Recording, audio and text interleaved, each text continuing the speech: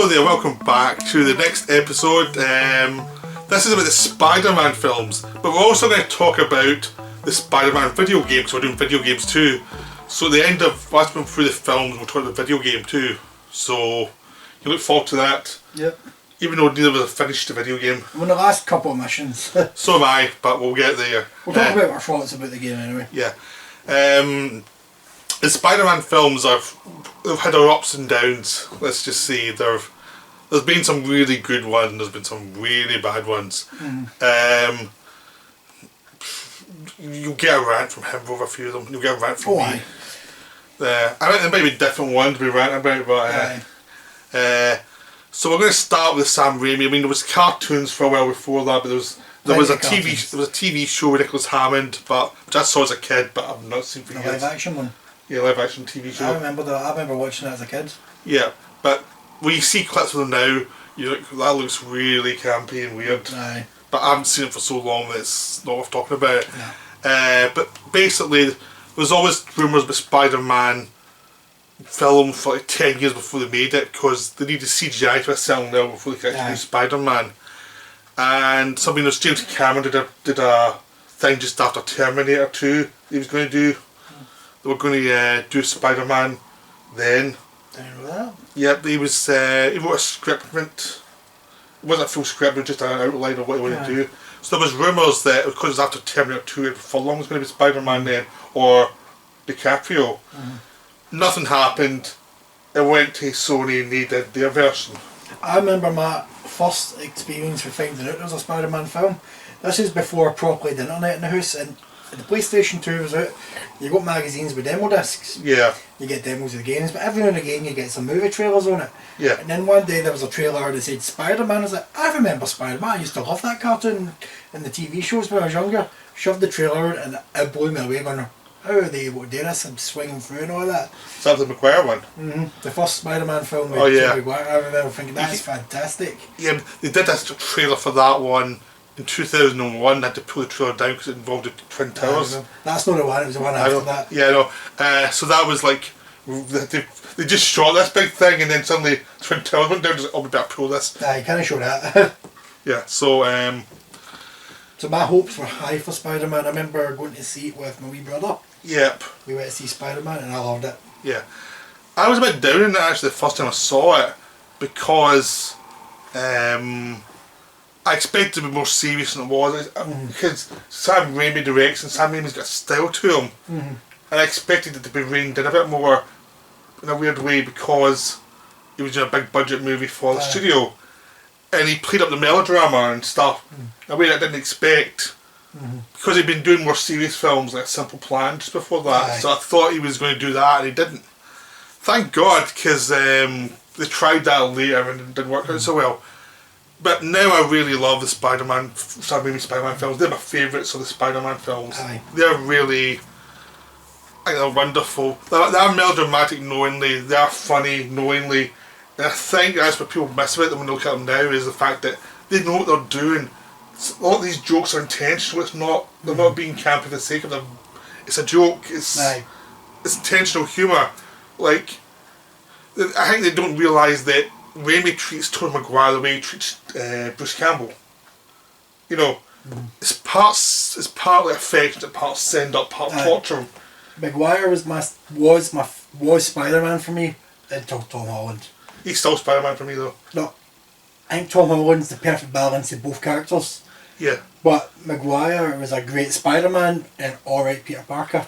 No, I think his Peter Parker was terrific because he was awkward and geeky and silly and he had a lot of flaws, which I like. I think the problem I have with Tom Holland is his character doesn't have enough flaws. Oh, he's plenty of flaws. I know, not enough for me. He looks like he's got a frog in his mouth at all times. I know, but I like that. It's just what you like though, really. I like Peter Parker. I was never a big Spider-Man fan as a comic reader or anything. No, I'm not particularly a fan of the comics. I find the comics hard to follow. Yeah. The cartoons and that, I haven't seen a 90s cartoon. You've never seen it, have you? I probably have. I've seen. I would say it's on par with Batman the Animated Series, storytelling wise. Yeah. Because like you don't get like 2-parter episodes. Some of these things lasted 14 parts. Yeah. So when I watched this, it was like once a week or sometimes twice a week. If you missed one part, you're fucked. It's kind of like the X-Men. Aye, it's the same people. Yeah. Same people. The X-Men cartoons were great. Aye. But yeah, Maguire's Peter Parker I really liked because he was flawed, he was geeky, he had lots of blind spots. Yeah. And I like that. I really like that in the character. And that's why he's my favourite interpretation. And I like his relationship with Aunt May. I think that's a great relationship. I think that's the warmest relationship in the series. Like, that's so good. They feel like an auntie and a nephew. Yeah. But an auntie that's had to raise a nephew. Yeah. I just think they're such a warm dynamic. And I also think I liked him with Kirsten Dunst as well because she was always too cool for him. She was. And it was funny. Aye. And she knew it and he knew it and it was funny because they played off each other well because they understood the dynamic of what this was. It was like he was a geek, she wasn't, but they still had affection for each other, even though they frustrated each other a lot of times. I think it worked really nicely. It gets bashed a lot nowadays for some reason. It's like, no, they knew what they were doing, they were setting up certain things, but they were having fun. The person I don't like, I've never liked all 3 films of James Franco's Harry. I disagree with you. I love him in the first 2 films, and the third film I don't like him. I just think he's a terrible actor in these films. I like him as he gets older as an actor, but in this one it's like he's the plank of the whole thing. He's the actor that have to carry through all these bloody films because he's always... I think the reason I really liked him is because I said I was a big fan of 90s cartoon. He's basically Osborne. He's basically Osborne for the cartoon. Harry Osborne. Yeah. He's basically him in live action form, and they did a really good job of it. Yeah, but for me, who didn't see that. He didn't have much context to what he was trying. I just thought he was just not interesting. It's like, you have all these scenes where he's kind of in it, and it's like, can you just give us Willem Dafoe?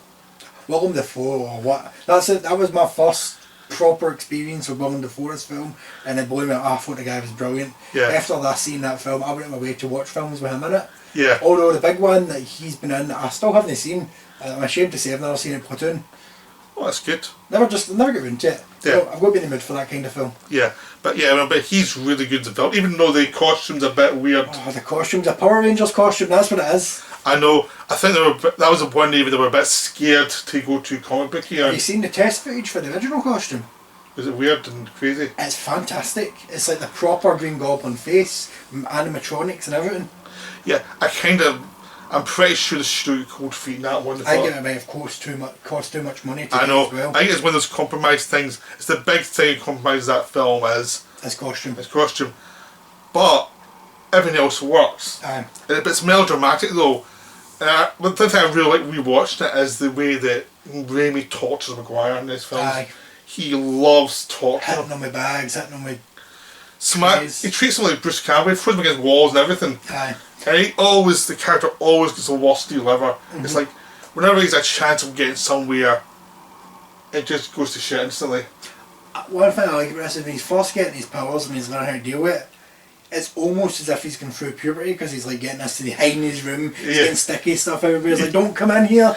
Yeah. It's very much like a puberty thing. And he's not mature enough to deal with it, which is funny because the whole first film is him trying to learn a basic maturity of how to deal with this thing I don't understand. It's a well-paced origin. It's no rushed, it's no dragged out. Yeah, I mean, it's got blocky parts, like the villain-hero thing. The bits are a bit awkward because I still try to work it out. But it doesn't matter so much. There's lots of films where there's flaws in it I don't really care, but this is one of them where it's like, the basics work, it's funny, it works nicely, and the charms of it actually make up for the flaws. I'm trying to remember what the Green Goblin's motivation in the film. It's been a while since I've seen it. I know he goes insane because he can experimented on himself, but what's his actual motivations for being a villain? I think it's just he's just went mental and started killing people. Yeah, he's trying to take over stuff, and it's not the strongest part of the film. It's almost like they realise with Willem Dafoe it's fine. He'll cover it, and it's basically his interactions with Spiderman that becomes a thing. I remember him and Spider-Man's first interaction during the parade. I remember when I first seen it, I loved it. It's aged a bit these days. But it's still funny though. It's still good. He's bouncing on the balloons and stuff. I think it's quite hilarious. Looking back at it, it looks like they were half designing a computer game level, because that was in the computer game, bouncing from balloon to balloon. Yeah, I know, but I still think because Sam Raimi's directing it though, because he's a comic book feel to him, the fact that it might not look the best doesn't matter because the way he shoots stuff, It's always going to stand up.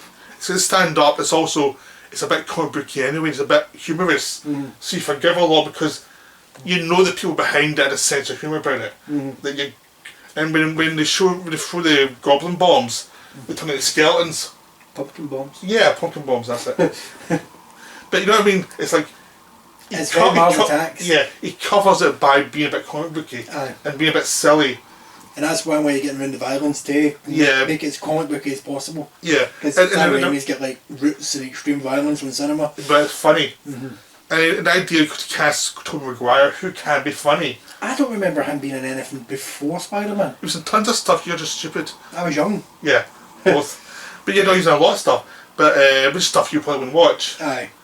He's sort of the Robert Pattinson now, where he's in tons of stuff. Was he on Faculty? No, that's Josh Hartnett. Frodo. Wood. Frodo. Yeah, no, but he was in a lot of stuff. But this is his big part, really. But I think because he's gave to Raimi's style, it really works. It's just a good combination of director and actor who understand each other's style and what they're doing. They get the jokes where, okay, I have to look stupid now. Okay, like the other thing where he's waiting to go in the wrestling thing, and he's waiting to get his name wrong. He goes, wait, what? Bruce Campbell. Yeah. A hero. He's the one that named Spider-Man. Yeah, and he's I'm a big Bruce Campbell fan. I love Bruce Campbell. He's sad. He's the greatest actor alive. Don't care what MD says. Yeah. Bruce Campbell, the Chin, and he's been in all 3 films. Yeah. And this one, he was the wrestling announcer. Got his name wrong. A very impatient man. And I love that wrestling scene. Randy Savage versus Spider-Man. Yeah. And plus, the Uncle Ben killing is good. It's done well. Well, it's kind of been overdone now, but back then it was brilliant. I think it was done well then. They never really got it right again. Aye. And that's why one thing I noticed about the Marvel one, they didn't do that again. It was always like, one, it's been overdone, but 2, it's been done right. Aye. So let's not do it again. And he had a good actor to play Uncle Ben. Yeah. So it's one of those things I think the Marvel people realise it's been covered, this has been covered and it's been covered well. We'll not do it again, we're okay. Aye. I feel they have a lot of respect for the Raimi films, probably less than the other ones. One thing I like about all 3 Raimi films is they've actually got a sense of continuity. Yeah. There's no many superhero films that can say that. No. They actually stick to their continuity, I'd say about 98% of the time. Yeah, they do really well with that. It's probably because they use the same teams each time. Yeah, that helped. They covered the same director, same writing people, actors, everything. I don't think they recast anybody. No, they were just the only thing to almost get recast is Tobey Maguire in the second one because his back issues.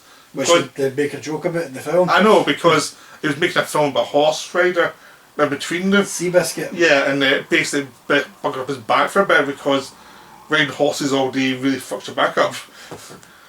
But yeah, so what the second one then? Spider-Man 2, the best Spider-Man movie. Yeah, that's my opinion. It's the greatest Spider-Man movie. It's the greatest live action one. It and Spider-Verse are my 2 favourite Spider-Man movies. Aye. I forgot about Spider-Verse, we talked about that one today. But Spider-Man 2 is wonderful. Fantastic, from beginning to end. Yeah, I was...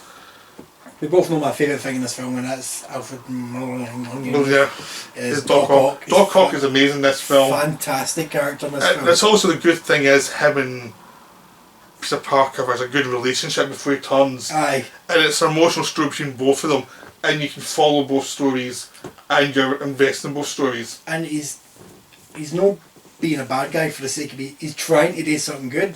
But he's just wrong. And it's not his fault it's happening. Yeah. Which is brilliant. He's a tragic figure, but he's still a good villain. And the action scenes are much better. Oh, fantastic action. It's much more confident as a film. It's more Raimi when you look at it. I know. You can see that the studio step back. Right, he made a good film. Let's see what he can do in his own now. Yeah. Because like they've got all these camera angles. Like they've even got wee chainsaws at some point. I know. The scene where they're trying to take the stuff off and the doctor's office is fantastic. Yeah, it's amazing. That's full on Raimi. Yeah. It's also the good thing is it's also the main character is still Peter Parker, Spider-Man. It's about him coming to grips with it. He's been beaten down by life, and that's what makes it work. Because everybody goes through life and have problems, and it's a character who's meant not the problems having all these problems. So you empathise with him.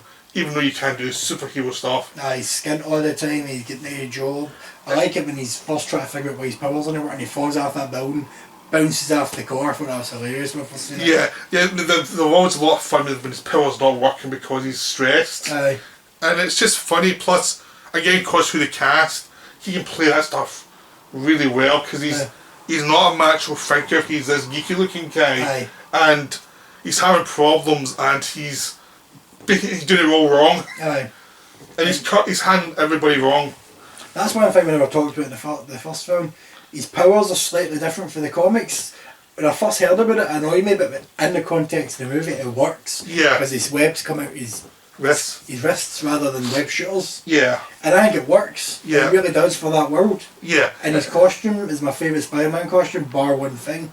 I don't like the silver lines, they should be black. Alright, But well. other than that, it's my favourite Spider-Man costume. Yeah. I just think the character really works in this one most. It's when they get everything right. Plus the scene they tell us me about what happened to the Uncle Ben character is wonderful. It's well played out. And also when she forgives him later on, it really works as well. That's what gets him back on his Mojo. Yeah.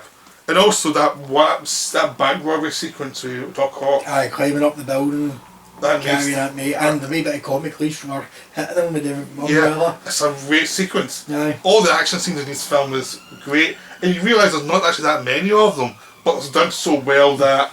It carries it. Yeah. Because the train sequence later on is amazing. And there's a lot more practical effects in this film compared to the first movie. Yeah. Which I think helps, especially with Doc Ock, because I see if it was full on CG arms, I don't think it would have worked. But the fact that they had actual mechanical puppets and they blended it with CG, that was fantastic. Yeah, I think they'd worked out what they were doing, they had a lot more confidence, they knew what the actors could do, what they could bring. Aye. There was a lot less James Franco in this film, he was in it for like 10 minutes. But he was good in the scenes he was in. Yeah, he was fine in this one. one. There's a lot more to work with in this film. I know. Because I think I'm talking about Franco, I'm going to in the first film, because I really hated him in the first film. But he's great in this one. He's okay. Kirsten Dunst is alright in this one. I like him in this one. I think she's a bit too moany in this one. But it's understandable moany. Yeah, it's like, but so is he though, so is Peter Parker in this one as well. Aye. A bit. Everyone's been beaten down, everybody's making decisions that are wrong, and they know they're wrong, and they're trying to work it out, so it takes a while for them to figure it out, which I like a lot. Is like she kind of already knows it's him, but she's not quite sure how to bring it up, and it's like, it's all, everything's kind of messy, but it's messy in a good way for the film, because everything's about people making mistakes.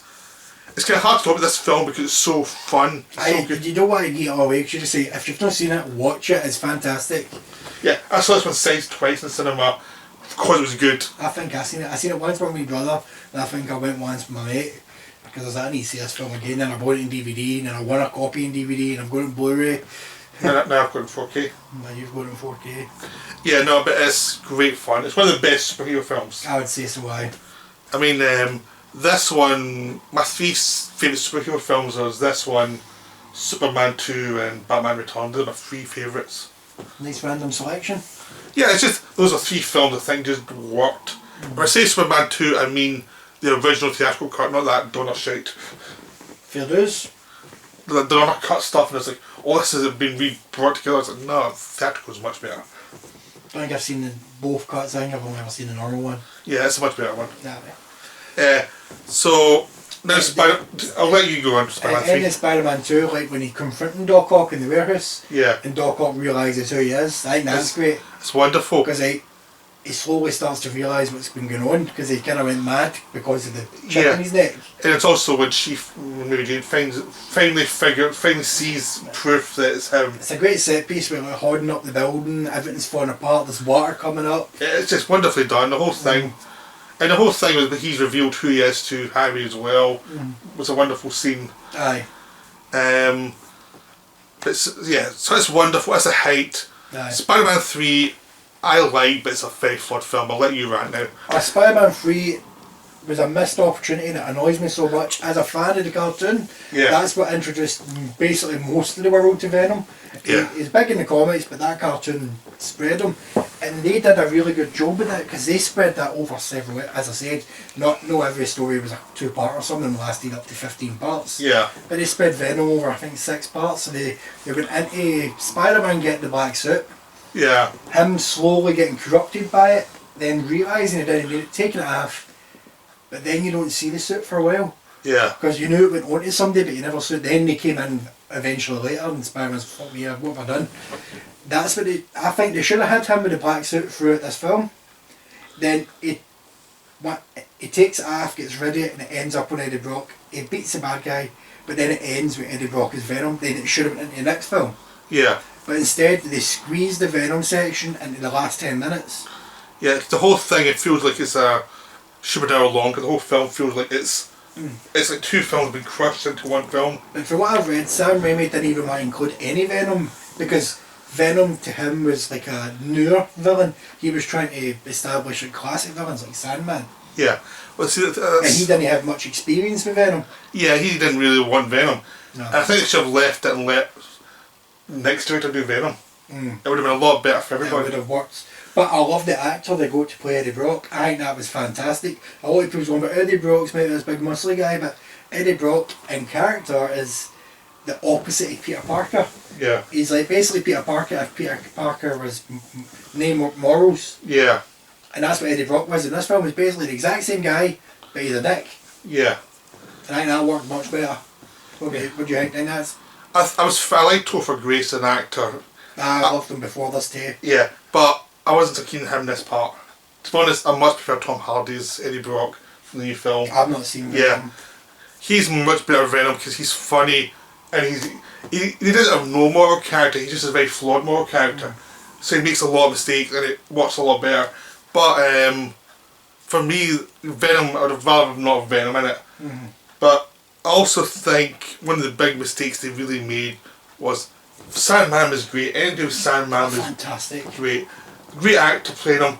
Everything worked. I liked the idea of Spider-Man dealing with his flaws, unseen flaws, and still trying to mature. I thought that was good. I like McGuire in it still.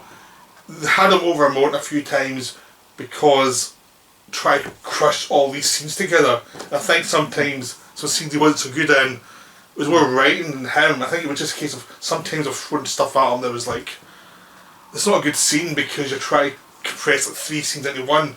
Aye, because the film kind of started out in nowhere, New Green Goblin attacking Spider-Man. Yeah.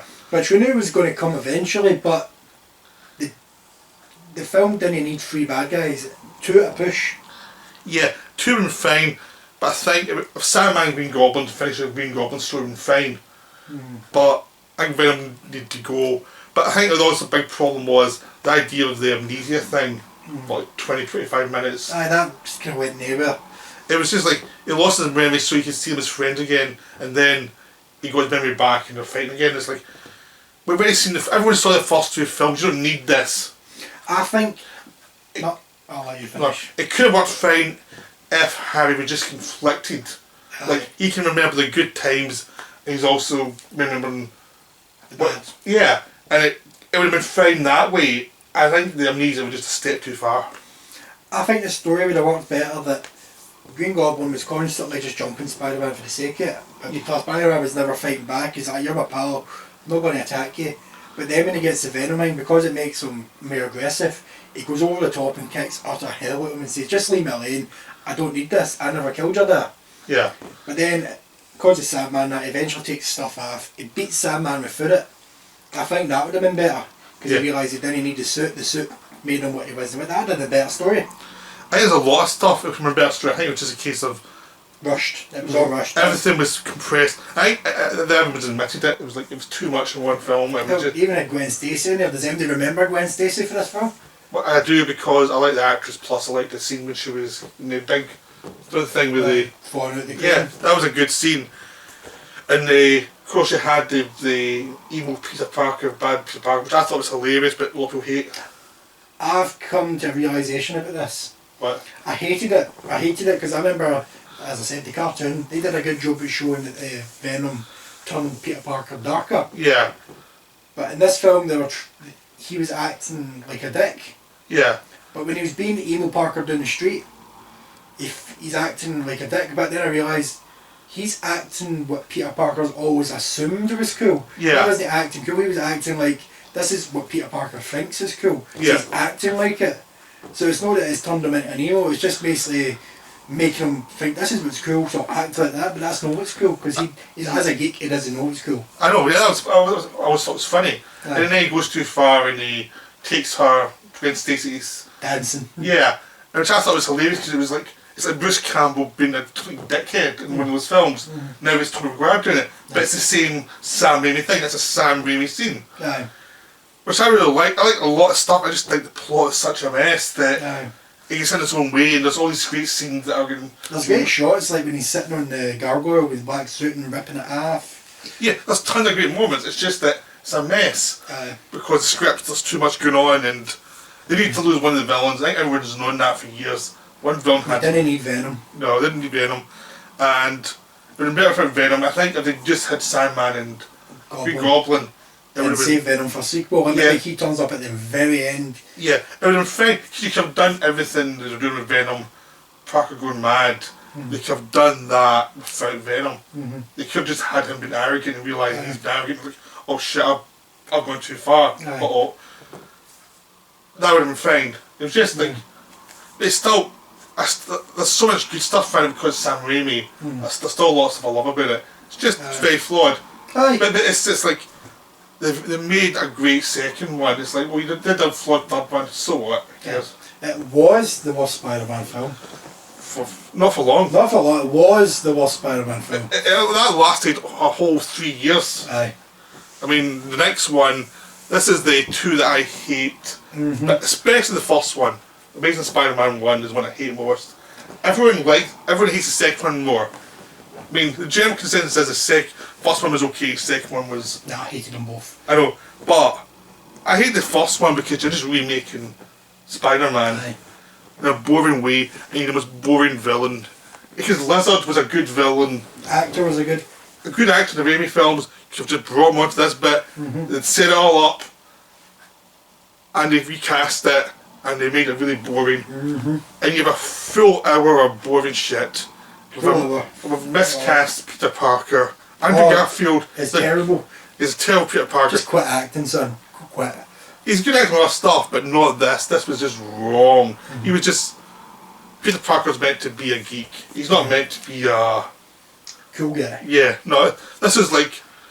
He's a bit too chiselled. Yeah, it's like, how... This doesn't work at all. And the script's boring. The support characters are boring as well. I mean, It's Andy and Uncle Ben they're good actors, but they're nothing to do. Aye, Emma Stone wasn't that great in it. She looked bored through those films. She really did. It's one of those things where I think it's pretty much her worst stuff because she's done the good in all stuff, and it's like Aye. I think she just realised I'm in a piece of crap here. I just need to be professional and then get through it. Aye, just get out of here as quickly as I can. Yeah, be sure I'm dead in the second one. See, I honestly don't remember Aunt May in the film. Who? Sally Field. Was it an older woman? Yeah, I and it was honestly don't boring. remember. It's boring, and it's just the whole thing is just you lose all interest in it. And they did it in 3D. The 3D is so, but it's just bland. Who played Osborn? Harry. Dane DeHaan, the second one. I barely remember Harry Osborn. Yeah, no, it's. They did that whole subplot with his mum and dad too. That That was. was. Some of that was ripped for the cartoons, but the cartoons did it better. Yeah. It's like Batman the animated series. There's certain, like Mr. Freeze, they did that better than Batman and Robin did. The Spider-Man cartoon did certain sections better than these movies somehow. Yeah, as I said in Batman video, I'd rather watch Batman and Robin over these two any day of the week. Me too, I would honestly do that too. These are boring, these are just boring. And it's like, everyone's miscast, the writing's mediocre at best and terrible at worst. The action scenes are boring because they try to make it more practical. But it's just, that's for the sake of that, and the scenes are boring. And the last hour is just one big fight between Lizard and Spider-Man and then other lizard people. And you can only do so much with a lizard. The lizard just looks fucking horrendous. You basically only get one or two actions in a lizard and they go on and on. They start in the sewers, then they go to the school, then they go to the tower. And it's the same scene again and again. You're really bored, and you don't care about Spider-Man, you don't care about the lizard. His costume's terrible too, Spider-Man. It's just bland looking. The whole thing is... It just looks like it's made out of somebody's old jacket. And every scene's boring. It's like you have no motivation. There's no... If I remember right, I've only seen these films once each and I refused to watch them again. But he didn't have much emotion. No. Not even when Uncle Ben died. He's either emotionless or crying. One or the other. Yeah. There was no like variation. There was no director telling him what to do. Basically, the direction was terrible in these films. And this is the first one for me is one of the most boring films ever made. It's just I saw it in the cinema, and then I thought, I better give it a chance. Maybe I was in a bad mood when I saw it. Because sometimes it happens. You see a film in your bad mood. You watch it later on, you think, oh, I was wrong, or I like it better now. Like that's what Batman Forever with me was like. After I saw it the first time, I kind of got used to what they were doing, so I was fine with it. But this one I saw again in Blu-ray, and I watched it again. And I was like, no, this was just as bad as I thought it was. I'm sure we got this in the Blockbuster closing down sale, didn't we? Yeah, and the second one's even worse. But I like the second one more because it's more of a mess. No, that's horrendous. Everything. I know, but it's terrible though. It's my thing of I like train wrecks. No. And this is a train wreck and a half. It's not a Batman and Robin level train wreck. It's just a boring train wreck. Once again, they've miscast two main villains. One of the villains was heavily advertised, but in the film for like 5 minutes. That was Rhino. Oh, Rhino, yeah, he's barely in it. And the great actor who played him, but miscast. And then you have the Green Goblin who's in it for like 10 minutes. And there's like no need for him to be in it. And the thing is, he's a good actor, but they gave him nothing to do. They made him up to look really weird, and then they made him up as... almost as if they didn't realise Green Goblin wears a mask, by the way. He isn't actually a goblin. Yeah, I know, but it was like, they gave him nothing to do, and they put weird makeup on the whole time, and it's like, no actor can get through that. No actor can survive that. But it gets even worse when you get to Electro. Oh. Once again, it's kind of like what I said in the Batman video, but I don't see the point in changing the race or gender of a character for the sake of inclusiveness. Make a brand new character. In the comics, cartoons, everything before this, Electro was played by a white guy, well, as a white guy. So they've just cast for the sake of it, and that already put my judgment glasses on, but then he was shite in it. It was terrible. I know, I didn't care about that. I just think it was, again, it was an actor who's good, but who's given terrible things to work with, and he can't do anything with it. It basically ripped off Batman Forever with Edward Nygma's character. I know, but it's terribly done, and it's like, it's that thing is you can get feeling Jamie Foxx realised halfway through the film, I'm in a shit show. There's literally like maybe 20 seconds in this film that I like, 20 seconds, and that's when he's fighting Electro, and Electro's doing Itsy Bitsy Spider song. And I thought that was actually quite well, I liked that, but then that's it over, I hate it again. Yeah, no, I mean, they did the Gwen Stacy death and it's boring. You don't care. I remember people laughing when they seen that. I know, it's boring to watch. Because they don't really make it clear that she died for a good 5 seconds. Yeah. I didn't even bother seeing this in the cinema, I saw it in Blu-ray afterwards. Like, I just thought, I'm not going to bother wasting money. Electro, I say he's miscast, but he looks horrendous. I know. He just looks like somebody's like poured some ink on an eel. Yeah, it's a terrible, terrible design. I know in the comics he's got a stupid costume with the big electric spikes, but you don't need to have that. You could just give him like a green army suit, like jumpsuit kind of thing. Yeah, no, he's awful. It's also just boring. Okay, it's really boring. It's like they've all these plots you've seen before done in the Raimi films, but done a lot better. And then by this point, the Marvel Cinematic Universe was established, so Sony's like, let us get some of that cash. Let's set up the next movie, set up a Rain universe. Look, there's Doc Ock's arms, there's the Vulture's wings, there's the Rhino's suit. Never happened. I know, because it was terrible. It was Sinister Six was meant to be the next film. I know, it was just a terribly made film. It was like, nothing worked, the direction again was terrible. Norman Osborn was terrible too, in his wee deathbed. I know, it was just like, the whole move. Why bring him in for 2 minutes and have him die? It makes no sense. The mystery of the Pales was even worse than this one. Aye. And it was just full of scenes that you're thinking, why are they doing these scenes? Like, there's a whole thing about him trying to find this underground thing with his dad made up. That's so stupid. It's still there. It's also there, there's still electricity. There's like, what the hell is this? And the whole movie's like that, where it's like, what the hell is this? What? So, it's one of the worst films ever made. Not in a good way. Then at the very end of the film, Rhino comes into it, finally. Again, as a Rhino. As the Rhino this time, rather than just a wee random crook. He's in the big Rhino suit. You think, alright, we're going to end the film in a nice big action sequence, and Spider-Man swings his thing and it's over. But what the hell is this all about? I know, it's... So you could have at least ended on a slight high note, a good action scene. No, it's everything they did was misjudged in this film. There was a reason why it bombed so hard, and they made everyone wonder what the hell's going to go happen to Spider-Man. I would say it's probably one of the worst superhero movies ever made.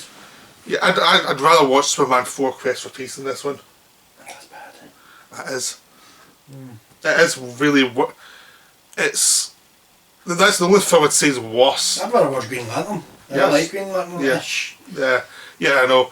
Me too. It's like The Spirit. I'd rather watch The Spirit. Yeah, it's like it's one of those ones. It's like the first Amazing Spider-Man film I would class as worse because it's more boring. This one's more of a mess, but they're both terrible. Aye. And when we were doing these videos, I told my nephew, and he's 10. He said, "What? Even Amazing Spider-Man films? He's 10. He knows they're rubbish." Aye. I tried to show him scenes from this one. He loved seeing scenes from Spider-Man, the Raimi stuff when he was younger. I showed him scenes from this one. He was bored. He was like, "What's this?" My son doesn't like these films either, and he's 8. Yeah, he just. It's He like. hates them. I remember him going out his ways. I want to watch these films. I'm like, son, you can watch them, but you're not watching them with me. I gave him the DVDs. He had a sleepover at my sister's. They came back next day and said, "Did you like the films?" Like, oh. They're awful. And that's what you get, son. That's what you get. But it led to a comeback. You got a comeback because at this point it was such a disaster that it was kind of the Batman and Robin moment for the series, where they went back to Marvel. Marvel started co-producing stuff with them. So Spider-Man is going to be in the MCU, but also Marvel produced films for Sony. Spider-Man. So they recast Spider-Man with Tom Holland, who's a really good Spider-Man. I think he's a great Spider-Man. Yeah. He's your favourite, he's my second favourite. Yeah. Right? And I think we can both agree, like, we're switched around, you're Tom Holland, Maguire, then nobody. Yeah, Garfield doesn't exist for me. Yeah. And the other way, but yeah, being Spider-Man too. But these were a nice, refreshing thing. Because from the first minute you saw him in Civil War, I was like, oh, thank God. Aye. It was like, oh. Because you're first introduced to the Peter Parker. Yeah. And you like him. Aye. But he's different from Maguire. He's a different take on the character, but it feels still Spider-Man. One thing I love most about his Spider-Man is when he's Spider-Man, he's actually able to still insult and be funny. Because they very rarely did that with Maguire. I know, of course, it wasn't much a witty Spider-Man. They tried it with the one that doesn't exist. Yeah. But then they go it right. This one, he actually makes jokes. He panics. I know, it's part of his character, that's his nervous energy. But the thing is, it's likeable because it's different from the Maguire one. There's two different interpretations of the work. But there was such a relief. Then we saw him fighting with all these superheroes in Civil War. He was talking too much, and he was like, "You know, kid, you don't talk as much as this." Well, his reaction to Giant Man was the best reaction. Yeah. Holy shit! Because that was my reaction in my head. Yeah. Like he's saying what I'm thinking. And plus the joke about him talking about all these really old movies is like Empire Strikes Back or something. He was like, yeah, that's perfect for Spider-Man. Yeah. So it was a great introduction. Then he went to his own film, which is Homecoming. Homecoming. Because Homecoming and Far From Home is almost the same title. Aye. He tried. It's kind of the new Planet 8 films. We're trying to remember which one's which again. Aye, number them, people, number them. Yeah, I like Homecoming a lot, but I think Civil War's better as a film, really. And this one's a good introduction though, but it's a bit overlong, I think. It takes. Well, I watched Homecoming last week, so it's fresh in my mind. Yeah. So I really liked it. Like, one of the strongest parts of it is Vulture. Yeah. Michael Keaton. Yeah, Batman himself is a villain. Batman is a villain. I think he's one of my favourite things in the film. Yeah, he's a villain who's motivated. You understand exactly what he's about. He's understandable. Everything he does is understandable. Michael Keaton playing him, and he's threatening when he needs to be, but he doesn't overdo it. And I like the fact he's juggling school life with Spider-Man life too. Yeah. And you see he's actually got interactions with his classmates. Yeah, which didn't really happen that much in the Raimi one, because Raimi one's Colin McGuire was a bit older, had to move into college life straight away. But you didn't see him interact with college people much I know, at because all. he's so burnt out of life. Aye.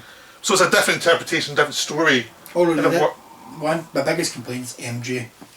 Because that's not MJ. Yeah, it's a different character, basically. It's a different character. I like the character a lot, but it does feel I like her a lot, but see if it wasn't MJ, I'd have liked that a lot better.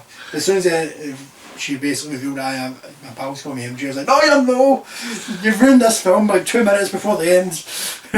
I was fine with that. I was okay. I'm a very nitpicky person. Yeah, he is. Trust me, he's really nitpicky. You'll find out in these videos how nitpicky he is as we go along. I loved in Homecoming his relationship with Happy Hogan. So whenever he just kept phoning and Hogan's like, what is it now? Yeah, it's quite funny how he just annoys the piss out of him all the time. He just doesn't care about Spider-Man. Then there's the ferry scene, that's great. Like, yeah. Although it's very just like the scene in Spider-Man 2 with the train. Yeah, it's not as good as that scene. It's not as good as the train scene, but you can see that they're trying to... They're trying to get back to basics and say, okay, this is what worked. Yeah. Because I think I've read that Marvel really hold the Raimi ones in high regard, especially Spider-Man 2. Like that's like... Yeah. Like they know how good those are. I'm glad they didn't overuse Iron Man because for the advertising it felt like it was a Spider-Man Iron Man buddy cop film. No, it's not. He's just a mentor figure. He's barely in it, which was I like that because I was like, if there were too much Iron Man in there, it would have just felt like it wasn't a Spider-Man movie. It was a Spider-Man and Iron Man movie. No, he's in there just enough to help promote it, but not ruin the film. I liked the new Aunt May. It was different. I liked it. At first I was annoyed that she wasn't young. Which was young. But she was young, she wasn't old. But then you got a different feel. I think the thing is, nowadays, see if you make it too old now, it's like, they've already done that perfectly, you don't need to do that again, just do something new. I think it works fine because of his energy as well. It's a different feel. But thinking back, it probably would make sense that she would be about that age, because if it's his mum or dad's sister, they'd be about the same age as his mum and dad, and that's roughly the age they'd be. Yeah. There's no way they should be like 20 years older than his mum and dad. Unless she was a far older sister or someone much younger. Yeah, but it worked, both those different interpretations work fine. But I'm glad they changed it around so it wasn't the same thing. I kinda like his pal in Homecoming, Ned. But he's much better than the next one. He's much better than the next one, but at the same time... He overdoes the act a little bit now. He does overdo it. He's a bit annoying at times, but I think that's meant to be annoying. But I still like he's enthusiastic. But it kind of annoyed me the casting choice for him, not because of race of it, and because I know that character eventually becomes a Hobgoblin in the comics. What, a Ned character? Alright. So I was like, can I see him as a Hobgoblin? So we know it's not going to happen, so it kind of takes away the will it happen. Alright, no, I liked all the supporting people around him. The Flash was so sad. He's trying his best, but he's sad. He's like, you kind of know why he's been a dick. Yeah. The teachers are, in both films, fantastic. Yeah, everything's fun about it. But I like the second one better, but we'll go and get to that. Now he came back for the Infinity War saga, Infinity War in Endgame, where he was basically only in Endgame for like 2 minutes. But he was in Infinity War a lot. His Iron Spider suit. Yeah, playing off against Iron Man. And Doctor Strange. Doctor Strange. The best of Doctor Strange was funny with. He was great with Doctor Strange. Because Doctor Strange wasn't having any of it, but he was still yapping like a lunatic. Because like, unlike Tony Stark, Doctor Strange just... What are you talking about? Yeah, he doesn't coddle him at all, it's just... You're just talking nonsense, boy. It's funny though, it's so funny. It's great. Because it's this perfect combination of two characters. And his death and end of Infinity War was really good. Oh, that got me, that hit me in the feels. I tried my best not to cry. You were at the cinema with me, your nephew and my wee boy. I tried my best. I took my nephew and he took his son to both of them together. And yeah, the only other time that's fine to what really got me was the beginning of Endgame when Hawkeye's family. Aye. Because that was another one. It was like, oh god. Oh God, you don't start the film like this. Yeah, this is like I'm that's not ready. brutal. I'm not ready for this. Hit me in the feels. Yeah, that's the perfect way to start though, just so to show get you back in the mood of what happened. It's like, Aye.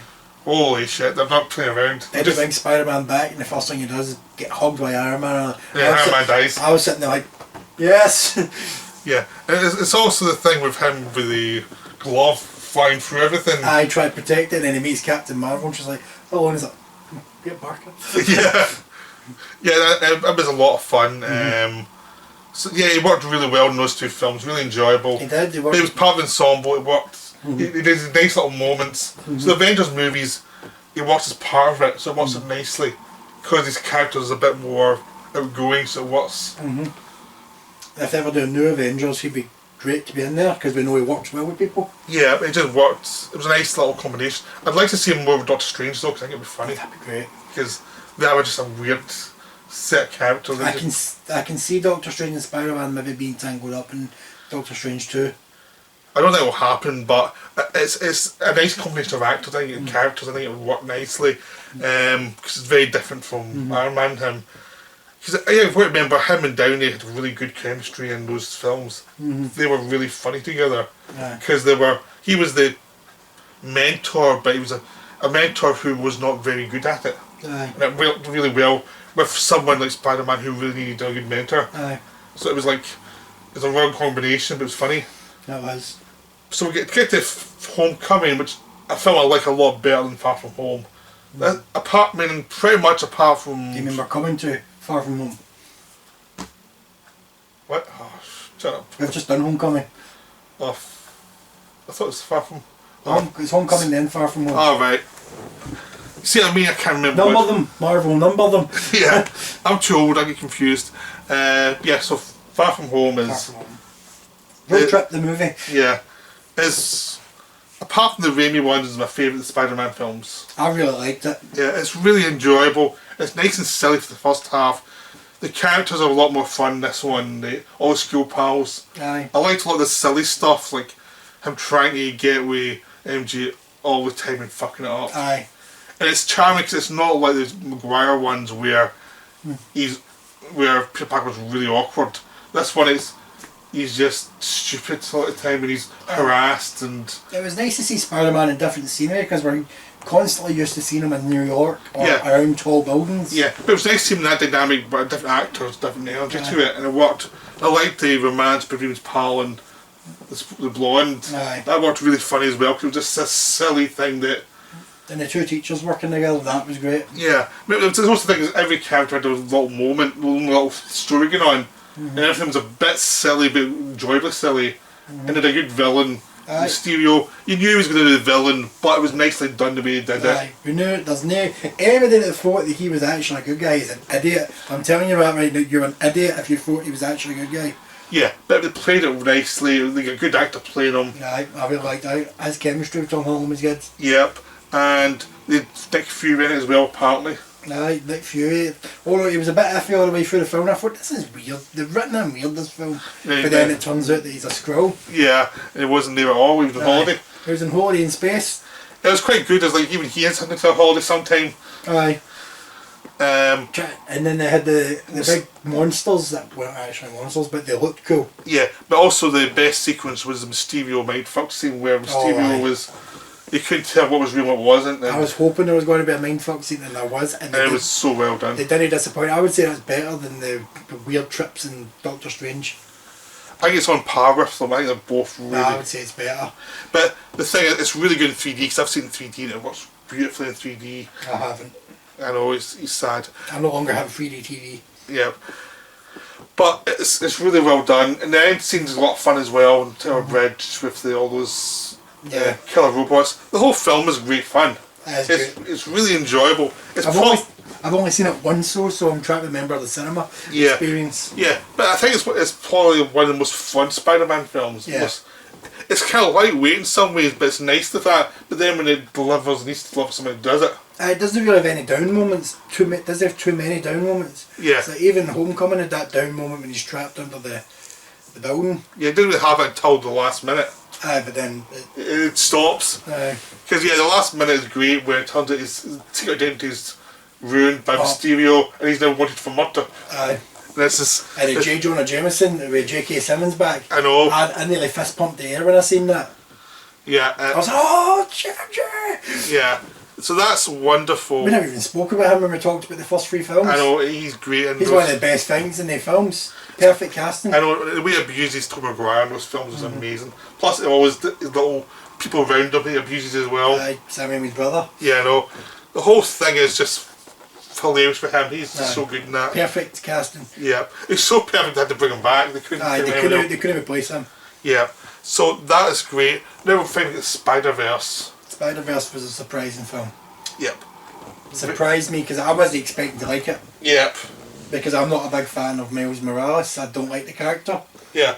Once again, it's don't replace a character, make a new character. But they made a new character to replace the character. Yeah. But I think it worked, and I never know the character that well, but just seeing how they did it in this film, it worked as like, it's an our character with the same problem, Spider-Man. Aye. He's Spider-Man. And I think it worked nicely because they introduced a character and didn't insist you like him straight away. It's like, this is who he is, and you get to like him through the film. Aye. And it worked, it just worked for that. I wasn't, when I first seen the first trailer, I did not like the animation style. Yeah. Didn't like it in the slightest, but you don't see enough of it in trailer to see what they're trying. Yeah, and once you get to see the film, it once you works. see the film, you say, oh, I know what they're doing now. Yeah. And it's in the various alternative Spider-Man are all hilarious. Oh, Nicolas Cage as Spider-Man Noir, that, oh, brilliant, love it. Yeah, I like this, Slob Spider-Man. yeah, I also liked the Gwen Stacy Spider-Girl thing, it worked really well. Spider-Gwen. Yep, it worked really well. Yeah, I mean, Jake Johnson as the Slob Spider-Man. Oh, he's fantastic in this film. Yeah. I'd love to see that live action, just him as that Spider-Man. I'd pay good money for that.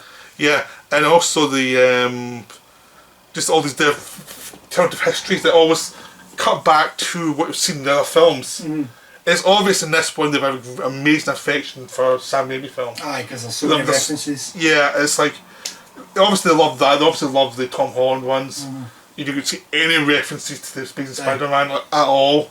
And I love the fact because this is set in its own universe, you couldn't predict what was coming. Yeah. Because there was a couple of times that actually surprised me. Yeah, because the funny thing is, they used the Sam Raimi universe past history for the one Spider-Man who died the other one. But then it turns out it looks completely different from Tom Maguire, so it's not him. It's like a slightly alternate version. Yeah. So like, the one thing that caught me off guard and I really liked it was Doc Ock in this film. Yeah. Like, I did not see that woman turning out to be Dr. Octopus. Yeah, but it worked. Because I don't know much about the Miles Morales universe.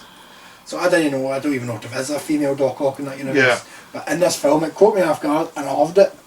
I love Kingpin in this film Yeah, too, no, he's great. despite his weird design. But it worked so well. It works so well, he's a good character. You understand his motivations, he's not just being a dick to be a dick, he's being a dick to be selfish. Yeah. But you understand why he's being selfish. Yeah. And all the action scenes work. And the good thing about the uncle and the Miles' uncle and his relationship with him as well. Prowler. I didn't see that coming. Yeah, it really worked really well.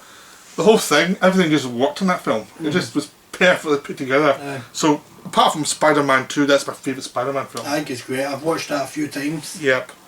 It's just so well done. I need to buy it. It's one I don't own. I have it in streaming. I bought the streaming version because it was cheap. I was like, I can't afford other versions now to get this. No. It's just so well done, that one. That's such a great film. Great film. I couldn't recommend it enough. I watched that, the last time I watched it was with my pals. They hadn't seen it. I don't think they were expecting much because it's an animated movie, but they absolutely loved it. They adored that film. Yeah, it's so well made. It's one of those, it's kind of like Spider-Man 2 where you have to say, it's almost like you just list how great it is. There's not much to say about it, it's just like, it's so good. You don't want to give it all away, but it's such a good film. Yeah, and just a lot of little details that build up. I don't like some of the music in the film, but it's just because it's not my style of music. Yeah, but it's perfect for the characters. It works for the film. Yeah, and there's just lots of funny little jokes that you won't spot first time. And if you get kids in that don't know much with Spider-Man, it's a good introduction, personally. To all the Spider-Man. Because it shows you that not every Spider-Man's going to be the same. And also we need a Spider-Man noir film. We badly need that, or a game. Yeah, something. Give him a game or something. Yeah, it's so funny. And Spider-Ham needs his own TV show. I know. The whole thing was just hilarious. That was. Yeah. So we're now going to the video game. We're finished on the video game. We're on the game now. Yeah. That game, a great game it is. Fantastic. Came out in what, 2018? Some of that. Same year as God of War, 2018. Yeah. It's like, I think both of us have done most little side missions as well. Cause I've done all the side missions. I haven't done them all, but I've done most of them. But the thing is, it's a fun game to play Spider-Man. Just swinging the city. Yeah, I mean, it was always emphasis with the Arkham games, which we're going to cover eventually in a video of its own. It deserves a video of its own, the Arkham games. This is influenced by it, but still very enjoyable on its own. The story's good. It's its own universe. Its own universe. It's complicated enough to keep you interested in the story, but you don't need the joy is basically being Spider-Man. I introduced you to some lesser known bad guys, which I like. Yeah. One of the main villains is Mr. Negative, and I'd never heard of him before this game. And I'd watched all the cartoons, I'd watched all the films, played all the other games, but I'd never heard of Mr. Negative. It's just put you off guard, you didn't know what his deal was. But they also have classics in there and updated designs which work. Yeah. I love Scorpion and Rhino in the game. Yeah. I've briefly seen Doc Ock in the game. I've not really properly seen him. Yeah. And Tombstone I quite liked in the game, if you remember him from the game. Yeah. Well, you get to talk at the end. So I've been trying to avoid spoilers. The game's like 2 years old now, so I really need to get to finishing it. Yeah. I've got two missions left. I'm stuck the last mission because when you play a game, sometimes you realise sometimes you get so stuck in a mission that it's more your head that's making you stop getting through it rather than the skill. All I need to do is shove it in and just finish the last two missions, and that's me done. But it's one of the games that you don't want to finish either. There's some DLC as well. So I need to get to that. But it's beautiful, the game, just swinging about the city. It's New York, so you can visit places that actually exist. Like the first place I visited in the game was the firehouse that was in Ghostbusters. Yeah. The very first thing I did is, as soon as they gave me free reign in the city, straight to that firehouse. I knew where you were. I found it, took screenshots, made my day. Yeah, I went up there and past State Building like King Kong first. Alright. Then jumped off. Avengers building's really good in the building. Yep. And like there's you take photographs of everything and there's so many references to the Marvel Universe. Like you've got Jessica Jones' investigation place, you've got the Murdoch lawyer's office, you've got Doctor Strange's apartment. Yep. So much stuff that that was one definitely I went to as well. Especially at night time because the building lights up, it's awesome. Yeah, and there's lots of really cool levels. I mean, it's fun just to mess around with. My favourites was the stealth missions. Yeah. I love a good stealth based mission. Yeah, and with some of the action scenes where you have to, where everyone's coming against you is pretty intense. Some of the like big action pieces, it was just a bit of quick time events, they're still amazing. Yeah. Like swinging through the city after that helicopter, it was heavily showcased before the game came out. Still great. Yeah, but a lot of the other missions actually are just so much fun. You're just doing things you didn't expect to do. It's so paced well because they change the missions around. So you're not doing the same thing again and again, you always do something different. And I like some of the side missions were completely bonkers. Like there's one where you've got to chase pigeons. Yeah. And it's like you wouldn't expect that, but it's fun. Yeah. Chasing these pigeons that are flying about the city. And you have to take down different militias in different places, and so you learn to use your skills better by doing that. Random crimes on the street that you can, if you want to, you can jump down for your swinging and stop the crime. And you can get more XP from that and be able to level up. Or you can be a dick and just keep swinging going, I'm nothing to do with me. Yeah, which we both did probably quite a few times. And I like some of the interactions you have with the public, because if you're not swinging and walking, the NPCs actually interact with you. Yeah. They talk to you or ask you for a high five. Yeah, plus the Spider-Man, like this game is enjoyable Spider-Man as well. He's not as distinct as some of the movie versions, but he's still an enjoyable character. There's one point in the game that had me almost quit the game, so I'm not playing this. There's a small section where Peter Parker has been hurt and he's incapacitated and he plays Miles Morales. And I said to myself, if I finish this section and it turns out Parker dies and I have to play the rest of the game as Miles, I'm not playing anymore. Yeah, but that's just... But I think that's what they're trying to do, make you paranoid that that's what was going to happen. No, this set Miles up really well though. It's like he's a minor character. He played with him a couple of times. It's building for something, but it's not there yet. And speaking of stealth sections, you get to play as Mary Jane a couple of times and sneaking about. Yeah, So I mean, it's mainly Spider-Man, but those other characters as well, and they're built up nicely. So they're not dominating the game, but they're setting up for later on, and it works nicely. And Aunt May's done really well in this game. Yeah. She's got a bit of a decent character. Yeah, it's also Spider-Man who can't pay his rent and stuff like that as well. Usual Spider-Man antics. Yep. And you actually get to have to balance your work life with your Spider-Man life, which works really well. Yep. And of course, Osborn is still a complete dick in this. Yeah, he's a dick, but that's why we love him. Yep. And there's a small detail in the game that I've recently discovered that, by mistake, because I was doing that interaction with the public. Yeah. That in America, in New York, you get the wee newsstand things you can put pennies in, you get newspaper out. There's them in the city, and after certain missions, the newspapers are updated with stories about what you've done. Oh yeah. I didn't know about that until I accidentally found one of them, and I was like, that's quite cool. So every time I finished a mission, I would look for one of them and see if they'd wrote a story about it. It's also Jameson stuff. Oh, his wee voice clips are fantastic. Yeah, he's now like a shock jock, and some of the stuff's hilarious. Some of the stuff he says, he interprets everything you do in the most wrong way possible. Aye, like he goes out his way to find things to say about you. Aye. But he said one thing that made sense to me, and I actually remember laughing quite a bit at it. He was talking about Rhino almost escaping from prison, and him saying, they've released a statement saying that they've now moved him to a more secure unit. And he's like, if there was a more secure unit, why wasn't he not there in the first place? Yeah. Which, that actually makes point. Why was Rhino not in the most secure part of the prison in the first place? Yeah. But yeah, so it's a terrific game, really enjoyable. PlayStation only. Sorry, Xbox boys. You're useless. Yeah. So I hope you enjoyed this video. We'll be back with some other videos, other subjects. At some point. Yeah. We sort of do this when we have ideas for stuff and when we're both available. I'm trying to convince somebody to do some stuff that he doesn't like that I like, just for a bit of conflict. Yep. So yeah. Or vice versa, something I don't like. Yep. Well, there's plenty of that. I know, but I'm not watching any of your gay erotica. Fantastic Four movies. Well, I like Silver Surfer movie. I liked Fantastic Four too. It's Fantastic I don't like it. I'm not too keen on the first Fantastic Four. Yeah. Anyway, we'll see you soon with some more videos. We've got some ideas, so we'll get to... We'll figure something out. Yep. Well, actually we'll try to expand to like video games as well as just movies. So we'll see you later. Have a good one. Bye.